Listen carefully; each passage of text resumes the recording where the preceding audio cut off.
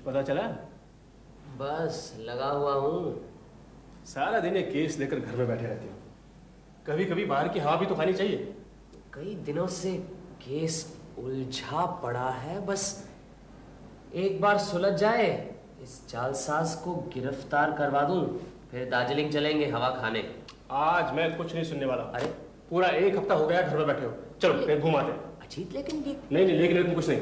अरे 1-1.5 घंटे में तुम्हारा ये जालसाज कहीं भाग थोड़ी जाएगा। चलो। अच्छा चलो।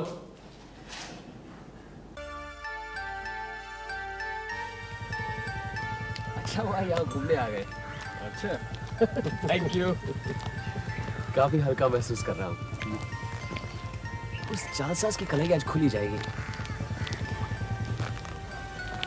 अरे मोहन, अरे अजीत, अरे यहाँ का एक जमाने के बाद। हाँ अजीत, बहुत दिनों बाद मुलाकात हुई। और क्या कर रहे हो आजकल? अरे करना क्या है, डॉक्टरी पास की है, प्रैक्टिस कर रहा हूँ। मोहन और मैं स्कूल में इंटर तक एक साथ थे, उसके बाद मोहन मेडिकल में चला गया। मोहन, ये मेरे मित्र ब्योमकेश बख्शी। नमस्कार। अच्छा, नमस्कार। शुरू में शक होता था कि आपके कीर्ति प्रचारक क्या हमारे बचपन के मित्र अजीत बनर्जी ही हैं, लेकिन यकीन नहीं होता था। कहाँ ब्योमकेश बख्शी और कहाँ अरे भाई, ये तो इन्हीं की मेहरबानी है, मुझे अपने साथ घसीट लाया है। और कहाँ जा रहे हो? बस यूं ही जरा, वैसे कोई खास जल्दी नहीं है। अरे तो फिर चलो एक साथ थोड़ी सी हवा खा लेते। हाँ आओ चलो। और रहते कहाँ हो? पहले तुम बाग बाजार रहते थे ना? हाँ, अब इधर ही रहता हूँ, पूर्णदास रोड पर। अच्छा, कभी आओ ना, आप भी आइए ना। अरे ब्योमकेश को फुर्सत कहाँ है, आज तो इन्हें बड़ी मुश्किल से घर से घसीट के लाया हूँ मैं।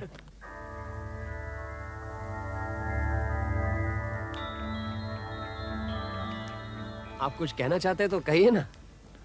वो सोचा इतनी छोटी सी बात के लिए आप जैसे व्यस्त आदमी को क्या परेशान करूं। अरे कहो ना, क्या बात है? कम से कम कुछ दिनों के लिए इन्हें उस जालसाज से छुटकारा तो मिल जाएगा। कौन जालसाज? है कोई, लेकिन बहुत परेशान कर रहा है। तुम कहो क्या बात है? मेरी बात सुनकर ब्योमकेश बाबू हंसेंगे। अगर हंसने की बात होगी तो जरूर हंसेंगे। मुझे लगता है आप किसी समस्या को लेकर उलझे हुए हैं, कोई हल ढूंढ रहे हैं जो मिल नहीं रहा। आपने बिल्कुल ठीक कहा। दरअसल मेरे एक मरीज हैं, उन्होंने मुझे इतना परेशान कर रखा है कि क्या बताऊं। मुझे ही क्या, सारे घर वालों को तंग कर रखा है, किसी की कुछ सुनते ही नहीं। मोहन, ऐसा करते हैं, वहां वो बेंच है ना, उस पर बैठते हैं, वहां बैठ के तुम सब कुछ खुल के कहो। आओ ब्योमकेश। हाँ, आप बोलो। यहाँ के एक बहुत बड़े रईस हैं, महीने में करीबन 40,000 की आमदनी है, और भी चारों तरफ बहुत जायदाद है। इसी परिवार के कर्णधार हैं नंद दुलाल बाबू, यानी मेरे मरीज। अब 55 के होंगे, लेकिन देखने में 70 के लगते हैं। जैसे जैसे उम्र बढ़ती जा रही है, वैसे वैसे चिड़चिड़े, बददिमाग, उजड़ और कुरूर होते जा रहे हैं। सच, इतना नीच स्वभाव का आदमी मैंने कभी नहीं देखा। अपनी जवानी में काफी अय्याशी कर चुके हैं, और वही सब कुछ अब इस उम्र में भी करना चाहते हैं, लेकिन शरीर ने जवाब दे दिया है, कुछ कर नहीं पाते। इसलिए सारी दुनिया से नाराज हैं, और अब बिस्तर में पड़े रहते हैं, चलने फिरने की भी ताकत नहीं रही। अभी तक जिंदा कैसे हैं, यही ताज्जुब की बात है। वैसे कोई ताज्जुब भी नहीं, लोग तरह तरह के नशे करते हैं, शराब, गांजा, चरस, कोकेन, लेकिन कभी मकड़ी के रस का नशा करते सुना है? मकड़ी का रस? ये कौन सा नशा है?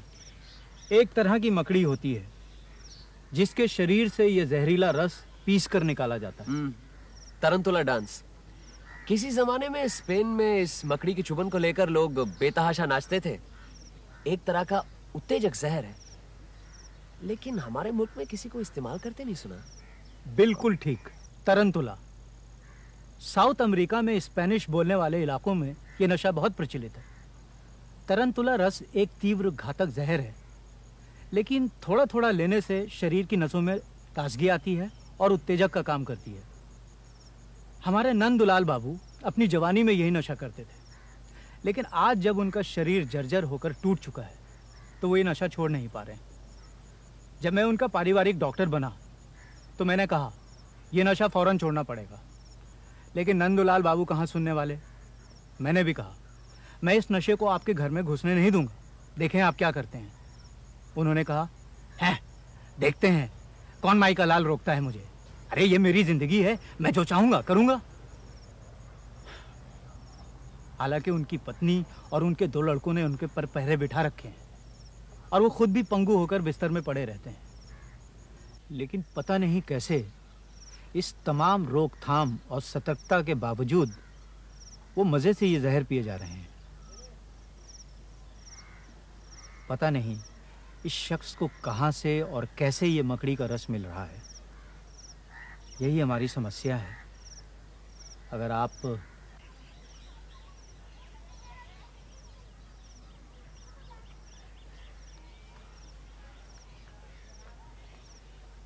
अजीत, चलो घर चलते हैं। एक पॉइंट सूझा है, वो अगर लग जाए तो उस जालसाज का मामला सुलझ सकता है। क्या बात है? मोहन की कहानी ठीक से सुनी भी नहीं?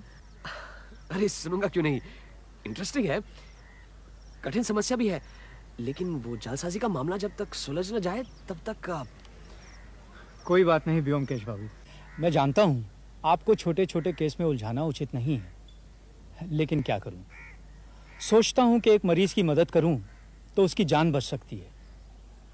कोई भी इंसान, वो कितना भी पापी क्यों ना हो, अगर हमारी आंखों के सामने बूंद बूंद जहर पीकर खुदकुशी कर रहा हो और ये सब जानते हुए भी हम कुछ ना करें, तो इससे ज्यादा अफसोस की बात और क्या हो सकती है। कम से कम मेरे लिए तो है ही। मैंने ये तो नहीं कहा कि मैं केस नहीं लूंगा, लेकिन इसे समझने के लिए कुछ समय भी तो चाहिए, और फिर एक बार नंदुलाल बाबू से मिलना भी बहुत जरूरी है। प्रतिष्ठित आदमी हैं, हम उन्हें इस दुनिया से आसानी से गुजरने नहीं देंगे। आप बेफिक्र रहिए, लेकिन इस समय मेरा घर जाना बहुत जरूरी है। आप इसलिए उन्हें 1-2 दिन और जहर पीने दीजिए, फिर मैं उनकी खबर लेता हूँ। ठीक है, यही सही। आप कब आ सकते हैं बता दीजिए, मैं कार भिजवा दूंगा। अच्छा, एक काम करते हैं, अजीत आपके साथ चला जाता है, वो नंदुलाल बाबू से मिल लेगा, मैं बाद में उससे सब कुछ पूछ लूंगा, फिर बाद में बताता हूं क्या करना है। अजीत आपके बचपन का दोस्त है, इसीलिए शायद आपको लग रहा है कि वो क्या करेगा, लेकिन ऐसी कोई बात नहीं है, आप बेफिक्र रहिए। अजीत मेरे साथ रह रहकर काफी तेज हो गया है, हो सकता है आपकी समस्या का समाधान कर दे और मेरी जरूरत ही न पड़े। ठीक है, अजीत को ही लिए जाता हूं, लेकिन अगर अजीत कुछ नहीं कर पाया तो? अरे फिर मैं तो हूं ही ना। अजीत, हाँ, सब कुछ ध्यान से देखना, कहाँ रहते हैं, कौन मिलने आता है, क्या कहता है, सब नोट कर लेना, ठीक है? अब मुझ पर विश्वास किया है तो देखना, कुछ करके दिखाऊंगा। आखिर इतने दिन तुम्हारे साथ रहा हूं, कुछ तो सीखा ही होगा। अच्छा, अब आप दोनों जाइए, मैं घर पर ही हूँ, इंतजार करूंगा। ठीक है, आओ जाओ।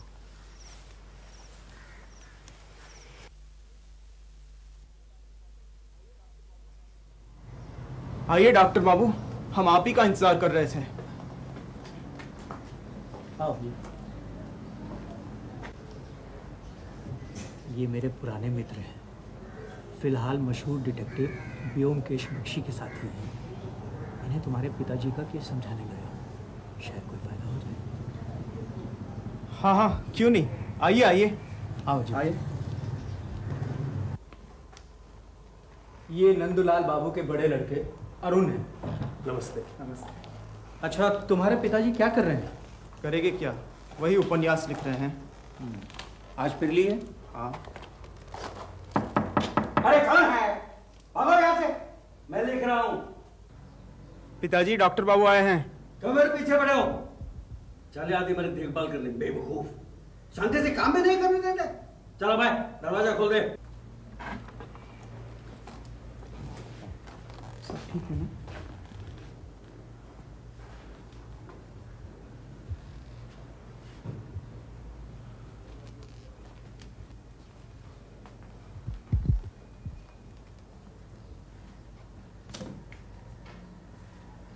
क्या लिख रहे हैं? अबे डॉक्टर, किसको पकड़ के लाए?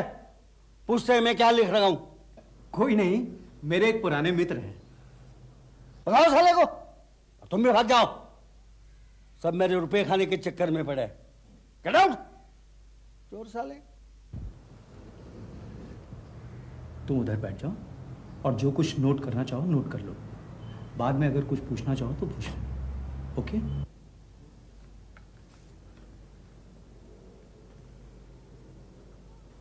आज फिर नशा कर लिया? हाँ हाँ कर लिया, और भी करूंगा। किसी के बाप का खाता हो क्या? अरे इसमें आपका ही नुकसान है नंदुलाल बाबू, किसी और का नहीं। मगर ये सब समझने की आप में अकल कहाँ? अरे नशा कर करके आपने अपने भेजे के 12 बजा दिए। भेजे के 12 बजा दिए हैं? तुम्हारे भेजे में तो काफी अक्ल है ना, फिर क्यों नहीं कुछ पकड़ पा रहे हैं? चारों तरफ पहरा बिठा दिया है, फिर भी कुछ नहीं कर पाए हैं? बोलो, आज एक नया बांगलू ले आए, वो क्या करेगा? उसके खोपड़ी में क्या तुम्हारी जैसी अक्ल है? बोलो। ओ, क्या देख रहे हो इधर उधर? है कुछ नहीं मिलने वाला है। आपसे तो बात करना भी झक मारी है। कीजिए जो मन में आए। वो तो करूंगा ही। है कोई मुझे रोकने वाला? 2 डॉक्टर आ गए। अरे डॉक्टरों की फौज बुला लो, फौज, फिर भी कुछ नहीं मिलने वाला। बड़े आए मुझे डराने वाले। हाँ? देख लिया ना, ये मुसीबत है। कुछ किया जा सकता है? लेकिन ये सब लिख क्या रहे हैं? अरे सब बकवास, गंदी गंदी गालियों से भरी दुनिया भर को हिदायतें हैं। ये अपने आप को बहुत बड़ा साहित्यिक समझते हैं, उपन्यासकार।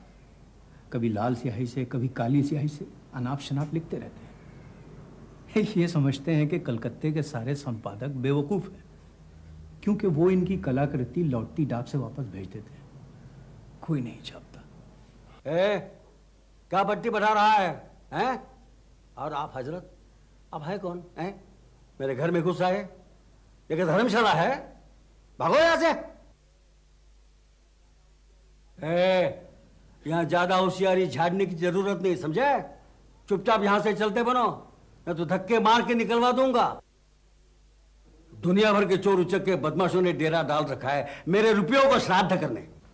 आप बुरा न मानिए, नशे में पिताजी अनाप शनाप कुछ भी बोलते रहते हैं। ये बीमार है, मैं इनकी बातों का बुरा क्यों मानूंगा? कोई बकवास नहीं करेगा। अरुण, निकल दो इन दोनों को यहां से। देख लिया कितना भयानक नशा है, जो अच्छे भले इंसान को हैवान बना देता है। ये क्या लिखते हैं, देख सकता हूं? हाँ हाँ, जो मर्जी आए देखो। ये सिर्फ चिल्लाते रहते हैं, उठ नहीं पाते। इनकी सारी हिंसा सिर्फ जुबानी है।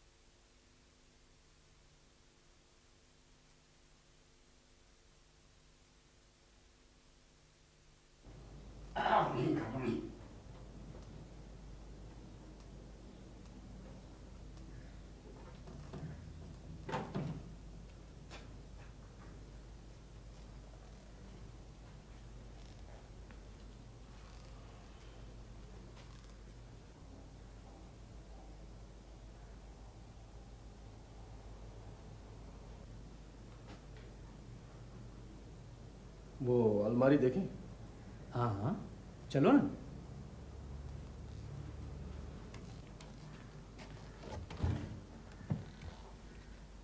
ये मेरी दी हुई दवाइयां हैं, लेकिन किसी से कोई फायदा नहीं हुआ। इतनी गंदी गंदी गालियां कैसे लिखते हैं? ये तो अमील जोला को भी मात करते हैं। अरे रंगीले मिजाज के आदमी थे, अपनी सारी मायूसी लिखाई में ही निकालते हैं। देखो, ये आ जाए हैं, नौकर से बोल के इनके लिए खाना बनवा देना। किसी तरह की। सुनो, तुम्हारे पिताजी इसका इस्तेमाल करते हैं? कभी देखा तो नहीं, इस्तेमाल करते तो खुशबू जरूर मिलती। कितने दिनों से है यहाँ? सालों से। अबे ओ नए डॉक्टर, चुपचाप वो गुलाबदानी रख दे, तेरे बाप का माल नहीं है।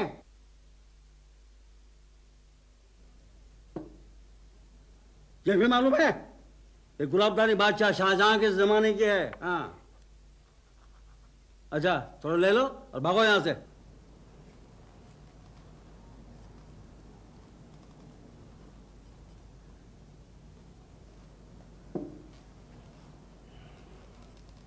और कुछ देखना है?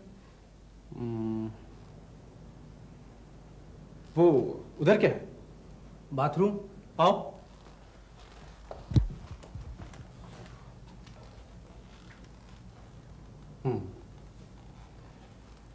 मुझे कुछ सवालों के जवाब चाहिए, कुछ छुपाइएगा नहीं। नहीं, पूछिए। आपने नंदलाल बाबू पर पूरी तरह से निगरानी रखी है? जी। 24 घंटे? जी। हाँ। निगरानी कौन कौन रखता है? अरुण, इसका छोटा भाई और माताजी बारी बारी से पिताजी के साथ रहते हैं। नौकर या किसी को उनके नजदीक आने नहीं देते। किसी ने उन्हें नशा करते नहीं देखा? नहीं, देखा तो नहीं, लेकिन जब नशा कर लेते हैं तो पता चल जाता है कि नशे में है। लेकिन कब और कैसे नशा करते हैं नहीं मालूम। यही तो मुसीबत है, कब करते हैं और कैसे करते हैं कुछ पता नहीं चलता। पहले सोचा बाथरूम में रखा होगा, वहां ले लेते होंगे, लेकिन बाथरूम के कोने कोने की तलाशी ले ली, वहां कुछ भी नहीं मिला। और फिर क्या बाथरूम भी अकेले थोड़ी जाते हैं, कोई ना कोई हमेशा साथ ही रहता है। नशे की चीज कैसी है, किसी ने कभी देखा है? पहले जब खुलेआम पीते थे तब देखा था। पानी या शरबत के ग्लास में 2-3 बूंद डालकर पीते थे। उस जैसी कोई चीज घर में है क्या? हमने घर की सारी तलाशी ले ली, कहीं भी कुछ नहीं मिला। फिर उन्हें ये नशा मिलता कैसे है? क्या पता, यही तो मिस्ट्री है। अच्छा, आप तीनों के अलावा इस घर में कोई और आता है? कोई नहीं, डॉक्टर बाबू के अलावा। कभी भी कोई नहीं आता? कभी कभी पोस्टमैन आता है, पिताजी की रजिस्ट्री चिट्ठी आती है। रजिस्ट्री चिट्ठी कहाँ से आती है? कलकत्ते से ही आती है। एक औरत है, रेबेका लाइट, पिताजी की पुरानी जान पहचान है, वही भेजती है। उस रजिस्ट्री चिट्ठी में क्या होता है, कभी देखा है? जरूर देखा है। लिफाफे में 1 या 2 दस्ता सफेद फुलस्केप कागज रहता है। जो कागज अभी अभी उनके बिस्तर पर बिखरे पड़े थे ना, उसी पर लिखते रहते हैं। 1 या 2 दस्ता? इनके चारों तरफ तो रिम के रिम कागज पड़े रहते हैं। हाँ हाँ, मगर ये रजिस्ट्री हर हफ्ते या 10 दिन में आती रहती है। अच्छा, इस रजिस्ट्री का लिफाफा है आपके पास? वो तो हम फेंक देते हैं, फिर भी देखता हूँ। ये औरत जो ये रजिस्ट्री भेजती है, कभी मिले हो इससे? अरे उनकी पुरानी गर्लफ्रेंड है, उससे क्या मिलना। सभी जानते हैं इन दोनों के बारे में। अब तक रुपया भेजते रहते हैं उसके पास। कैसे? जब चल फिर सकते थे तो खुद जाकर दे आते थे, अब खुलेआम मनी ऑर्डर भेजते हैं। 100 रुपया महीना। बतौर पेंशन? हाँ, यूं ही समझ लो। अच्छा, ये औरत रहती कहाँ है? यहीं ओल्ड पोस्ट ऑफिस रोड पर। कहते हैं कि वो मकान भी इन्होंने ही लेकर दिया है उसे। हाँ।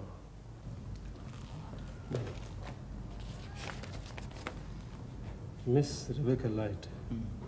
अच्छा, मैं अगर इस औरत से मिलूं तो तुम्हें कोई ऐतराज तो नहीं? नहीं नहीं, शौक से मिलो, लेकिन ये नशीली चीजें वहां से नहीं आती हैं, ये हमने पता लगा लिया है। फिर भी अच्छा, तुम्हें पूरा यकीन है कि इस लिफाफे में सफेद कागजों के अलावा और कुछ नहीं होता? चिट्ठी पहले यही खोलते हैं, अच्छी तरह से देख लेते हैं, और फिर वही चिट्ठी खुली हुई पोस्टमैन लेकर अंदर जाता है और रसीद पर दस्तखत करा लेता है। हर बार आप ही खोलते हैं? जी हाँ, हर बार। ये चिट्ठी कब से आती है? तकरीबन पिछले 6 महीने से, या यूं समझ लो जब से इनके पिताजी ने खाट पकड़ी है।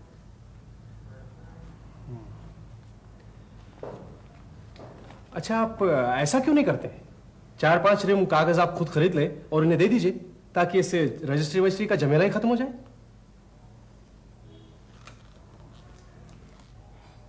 अरुण चला गया शर्म से। वो अपने बाप की बदनामी नहीं सुनना चाहता था। कहा ना, रिबेका उनकी रखेल है। स्वीडन का स्पेशल कागज मंगवाने के बहाने उसे रुपया भेजते हैं, ताकि घर में कोई झमेला ना हो। क्या वाकई में ये कागज स्वीडन का है? क्या मालूम। अच्छा, इस कागज का एक सैंपल मिल सकता है? अरे एक क्या, चाहो तो पूरा रीम ले जाओ। इस घर में अगर किसी चीज की ज्यादती है तो बस इस कागज की। मुझे तो लगता है हर छठे दिन आ जाते हैं ये कागज। और कुछ पूछना चाहते हो? नहीं, फिलहाल तो कुछ नहीं। मैं जरा ब्योमकेश से मशवरा करता हूँ, उसके बाद तुम्हें बताता हूँ। ठीक है। मैं 9 और 12 के बीच यहाँ रहता हूँ। टेलीफोन नंबर लिख लेना, जैसा हो मुझे बताना। ठीक है।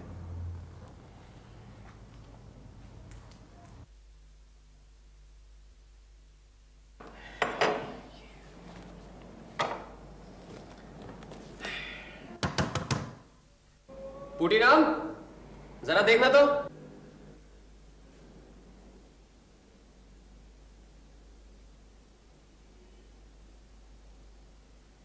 क्या कर रहा है? अजीत आया, खोल।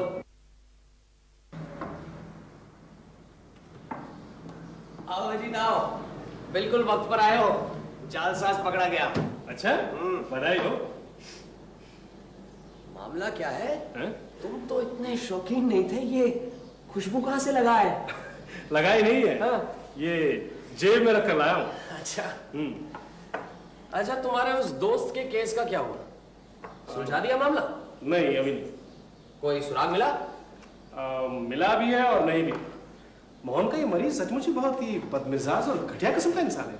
मैं तो कहूंगा। रुको रुको, अब मुझे बहुत भूख लगी है। मैंने पुटीराम से कहा है आज कुछ स्पेशल बनाकर खिलाए। अच्छा, आज डटकर खाएंगे, फिर मैं सो जाऊंगा। पिछले 2 महीने से इस केस में उलझा हुआ। फिर तुम सुबह अपने इस घटिया किस्म के आदमी के बारे में बताना मुझे। बिल्कुल। मैं भी बहुत थका हुआ। चलो पुटीराम, खाना लगाओ। ये लिफाफा, ये कागज और ये खुशबू। मेरे ख्याल से उस रुबहरी शीशी जिसमें से मैं ये सुगंध लाया हूं, उससे एनालाइज किया जा सकता है।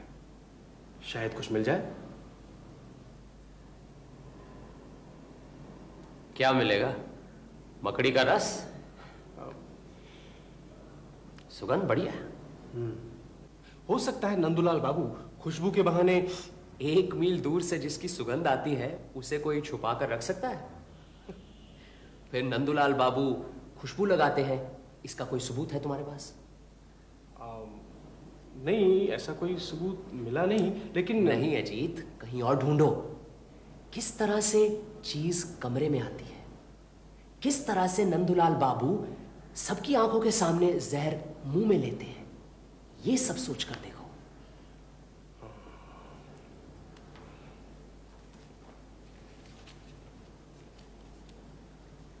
हाँ। क्या कुछ पता चला? मुझे लगता है कि मकड़ी के रस का रहस्य पता चल गया। वेरी गुड, बताओ। मैंने नंदूलाल बाबू के कमरे में चारों तरफ बड़े बड़े मकड़ी के जाले देखे। मुझे लगता है कि मकड़ियां वो पकड़ पकड़ कर खाते हैं। You are a genius Ajit बबुआ। दीवार की मकड़ी खाने से कोई नशा नहीं होगा, बल्कि सारे शरीर में फुंसियां निकल आएंगी। ये तो है। हाँ, ये लिफाफा।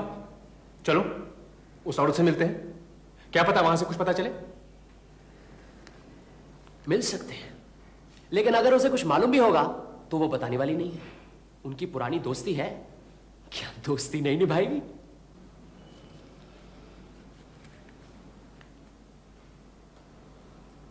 ये कागज, ये स्वीडिश कागज।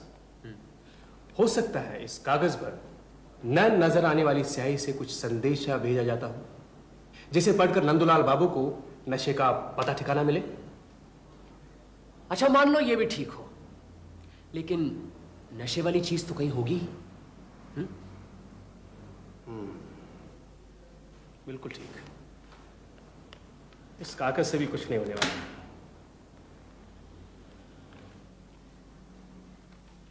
मुझे तो इस कागज से ही साफ पता लग रहा है कि कहां से चीज आती है और कैसे नंदुलाल बाबू नशा करते हैं।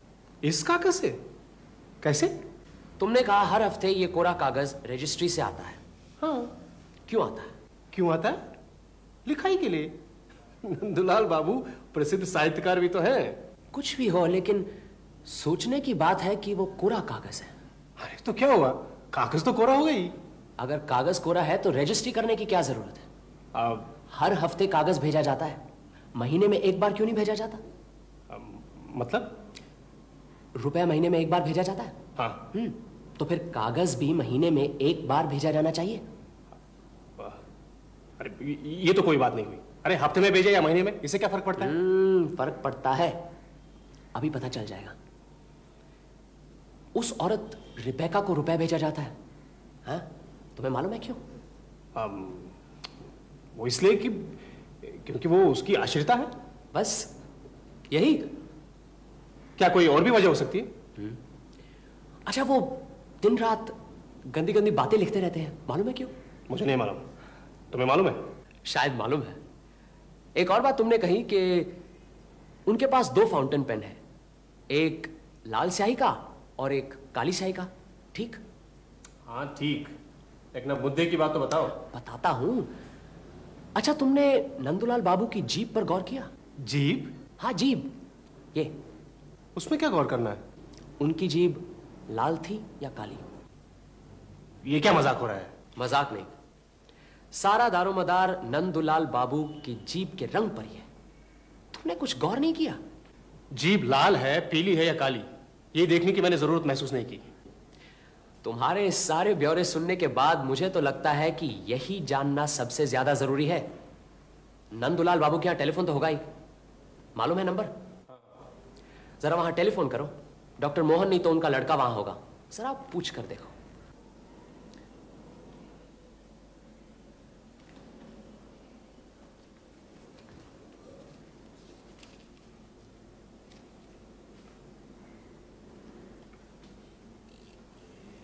अब जीभ लाल ही सही, पान खाने से जीभ लाल नहीं होगी तो और क्या होगा? हेलो मोहन, मैं अजीत बोल रहा हूं। हाँ अजीत, बोलो। मैं तुम्हारे ही फोन का इंतजार कर रहा था। लाओ मुझे दो। नमस्कार डॉक्टर मोहन, मैं बोमकेश बोल रहा हूं। हाँ, मुझे यह जानना है कि हमारे नंदुलाल बाबू की जीभ लाल रहती है? हाँ, जीभ। हाँ हाँ, उनकी जीभ हमेशा लाल रहती है। नहीं नहीं, पान बिल्कुल नहीं खाते, लेकिन फिर भी जीभ हमेशा लाल रहती है। कह रहे हैं नंदुलाल बाबू की जीभ हमेशा लाल रहती है और वो पान नहीं खाते। आप ठीक कह रहे हैं? बिल्कुल। वैसे मेडिकली कोई डर की बात नहीं है। आपकी पहेली का जवाब मिल गया जी। आज अजीत ने ही गुत्थी सुलझाई है, मैंने तो बस थोड़ी सी मदद की है। मैं अपनी जालसाजी के मामले में फंसा हुआ था, इसलिए आपके साथ कल आ नहीं पाया। हाँ, नहीं नहीं, कुछ खास करने की जरूरत नहीं, सिर्फ उनके कमरे से उनकी लाल स्याही वाला फाउंटेन पेन हटा दीजिए या तो फिर छुपा दीजिए। जी बिल्कुल। अजीत को धन्यवाद कहूं? तुम्हें बहुत बहुत धन्यवाद दे रहे हैं तुम्हारे मित्र। कह दिया जी। हाँ, कह रहा है नो मेंशन। मैंने कहा था ना, मेरे साथ रहते रहते अजीत काफी तेज हो गया है। अरे ये क्या कर रहे हो? चलो नंदुलाल बाबू के यहाँ जाना है। क्यों? अरे देखोगे नहीं, पकड़े जाने पर चोर क्या धमाल करता है। चलो चलो चलो चलो चलो चलो चलो, जल्दी करो।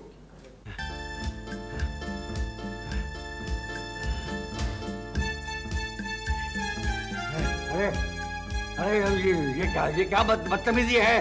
अरे मेरा लाल स्याही का फाउंटेन में ला फौरन। अरे डॉक्टर के बच्चे, तुझे मैं जूते से पिटवाऊंगा। अरे मेरी लाल स्याही लाओ ना। अरे साले, कल कहीं से एक पाखंडी को पकड़ लाया, साले को कुछ मालूम नहीं, और मेरी लाल स्याही वाली फाउंटेन पेन छीन लिए। अरे अरुण डॉक्टर, अरे मैं लाल स्याही पेन डॉक्टर अरुण। इनका बायां हाथ क्या इसी तरह कांपता रहता है? जी। पिताजी को कुछ होगा तो नहीं? नहीं, इन्हें नशे की चीज नहीं मिल रही, इसलिए परेशान है। ये विड्रॉल सिम्टम्स है। डॉक्टर बाबू, ट्रैंक्विलाइजर का इंजेक्शन तैयार रखिए, सो जाएंगे, मैं देखता हूँ। That's right. मैं इंजेक्शन तैयार करता हूँ। अरुण, आओ मेरे साथ। साले, बदमाश, चोर, लुच्चे, हरामी, इस डॉक्टर के बच्चे को मैं जिंदा नहीं छोड़ूंगा, जिंदा करवा दूंगा। अरे लाल शाही वाला पेन मैं रात वो लाल स्याही वाला फाउंटेन पेन चाहिए? घबराइए मत, अभी दिलवाता हूँ। परेशान मत होइए, बस लेट चाहिए। क्यों? लेट चाहिए ना? आपको अपना नशा चाहिए ना? हाँ, मैंने इंजेक्शन में वही डाला है। लेट चाहिए, लेट चाहिए, लेट चाहिए।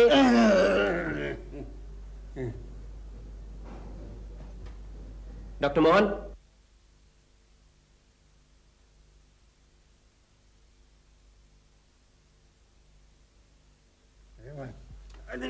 लेटे रहिए, लाल जाएगा पेन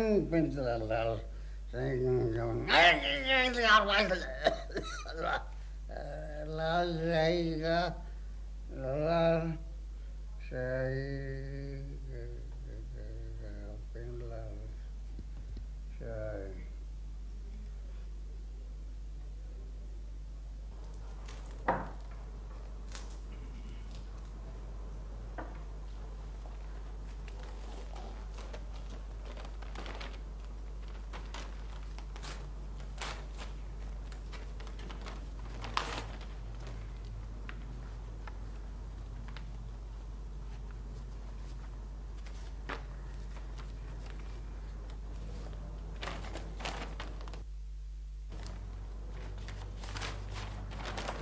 ठीक है, अंदर दे दो।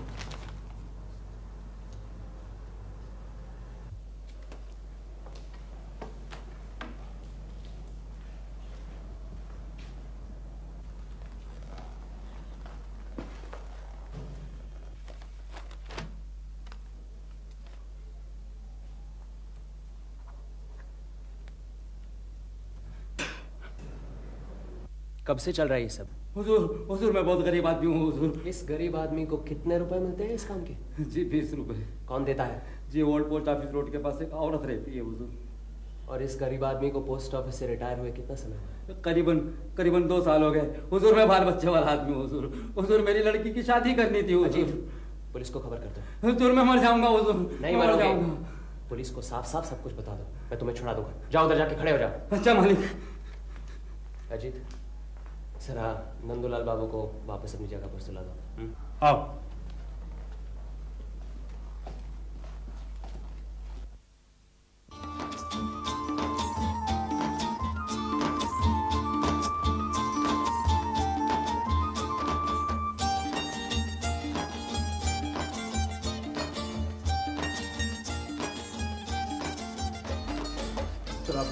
आइए।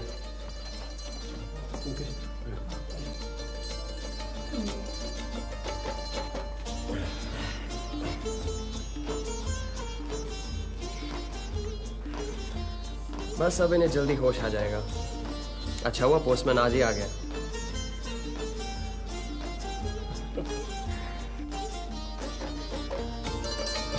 अब आप यहां बैठिए, इन्हें आपकी जरूरत है।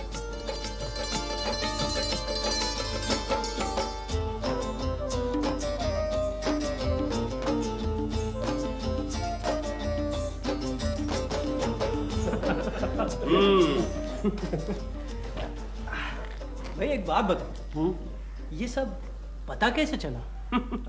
अजीत, तुम ही बता दो, शुरू से तुम ही लगे हो इस केस में। हाँ बताओ ना।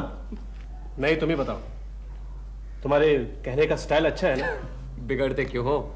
ठीक है, मैं ही बताता हूँ। सीधी सी बात है, नंदूलाल बाबू के कमरे में 5 आदमी आते हैं। 5 नहीं 4, मैं, माता जी और ये 2 भाई, 4 हुए ना? जी नहीं, 4 नहीं 5। 5वां आदमी वो रजिस्टर्ड पार्सल लाने वाला पोस्टमैन। अब ये तो साफ जाहिर है कि उन 4 में से किसी ने नंदलाल बाबू को जहर तो नहीं दिया, इसीलिए सारा शक उस 5वें आदमी पर यानी कि पोस्टमैन पर पड़ता है। आप लोग ने लिफाफे की तहकीकात की, कोरे कागजों को उलट पुलट कर देखा, आप लोग समझते थे कि जरूर उस लिफाफे में ही कुछ होगा, लेकिन ऐसा नहीं है। असल में जहर पहुंचाने वाला लिफाफा नहीं, बल्कि उस पोस्टमैन का फाउंटेन पेन था। रजिस्ट्री करके कोरे कागज भेजने का मकसद ही यही था, ताकि वो पोस्टमैन नंदूलाल बाबू के कमरे में दाखिल हो सके। एक और गलतफहमी थी। आप सबको शक था उस औरत पर जहां रुपया भेजा जाता था बतौर उसके पेंशन के। असल में मनी ऑर्डर भेजा जाता था मकड़ी के रस की कीमत और पोस्टमैन की फीस चुकाने के लिए। और नंदूलाल बाबू को लिखने का कोई शौक नहीं था, वो लिखते थे ताकि उनका नशा उनके पास रहे। जब जी चाहा लिखते लिखते लाल स्याही वाले कलम से थोड़ा सा चूस लिया, बस हो गया नशा। बहुत बहुत धन्यवाद व्योमकेश बाबू। उस दिन अचानक अगर आपसे मुलाकात नहीं होती तो हम तो ये रहस्य कभी नहीं जान पाते। ऐसा ही होता।